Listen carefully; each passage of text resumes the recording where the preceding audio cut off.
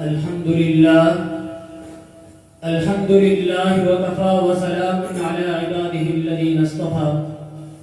أما بعد، قال الله تعالى: أعوذ بالله من الشيطان الرجيم، بسم الله الرحمن الرحيم.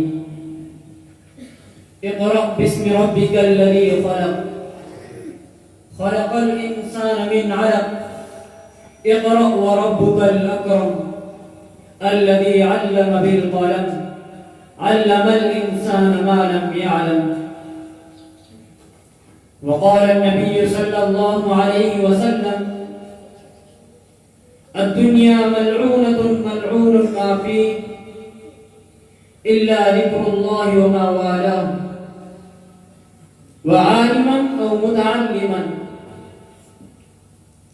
رئيس الحفل المبجل والأساتذة الكرام وزملاء الأعزة، إني أريد أن أتحدث أمامكم بهذه المناسبة السارة الميمونة عن أحاسيسي ومشاعري حول المدارس الإسلامية وأهميتها.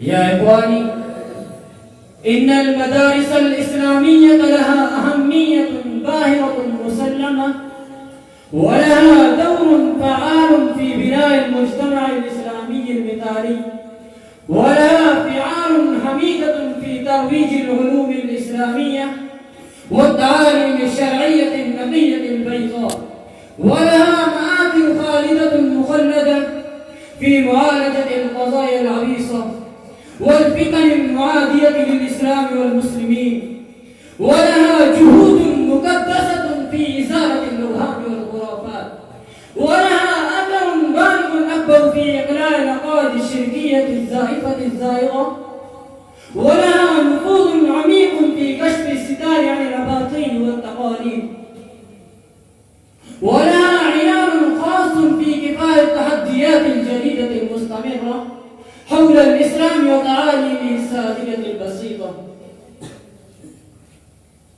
يا إخواني البررة، إن المدارس الإسلامية ما هي، وما هو غرضها، وما هو هدفها، وما هو تعاليمها، وما هو دورها، ولما الحاجة إليها؟ يا إخواني، أجوبتها ظاهرة كبارة كالشمس في رابعة النهار، وقدرها على الكليات المعاصرة كفضل القمر ليلة البدر على سائر الكواكب. إن المدارس الإسلامية رسوم دينية يتحسن بها الشريعة الإسلامية الغراء. إنها قناديل رهبان في دياجين الظلامة والزلالة فيستزيد بها القافل التائهة. يا إخواني، هذه هي المدارس الإسلامية التي تسوق الأذهان والأفكار السليمة، التي تروج الإنسانية والأخوة والمودة والرحمة. هذه هي المدارس الإسلامية التي يتدرب فيها الشبان المسلمون الخلص الأمناء، الذين يتولون الزعامة الخلقية والسيادة البشرية.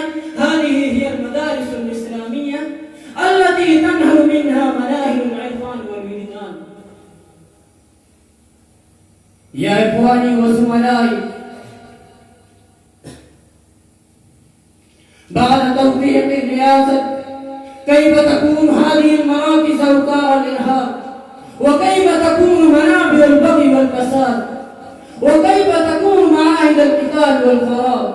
ولكن يا أسفا على العقول الفاسدة الشريرة الخبيثة التي تتهم هذه المراكز بتهم باطلة وافتراءات كاذبة،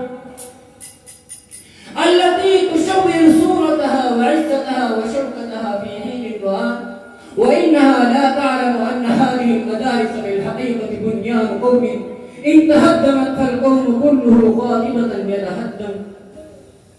وما كان قيس هلكه هلك واحد، وما كان قيس هلكه هلك واحد، ولكنه بنيان قوم تهدما. وفي الأخير ندعو الله تبارك وتعالى أن يحفظها عن شرور الحاسدين وفتنهم، ويطيل بقاءها ويديم ظلها علينا. وارفا باسقا وأكتفي بهذه الكلمات والسلام عليكم. Thanks for watching. Don't forget to like, comment, share and subscribe to Al Wahid channel.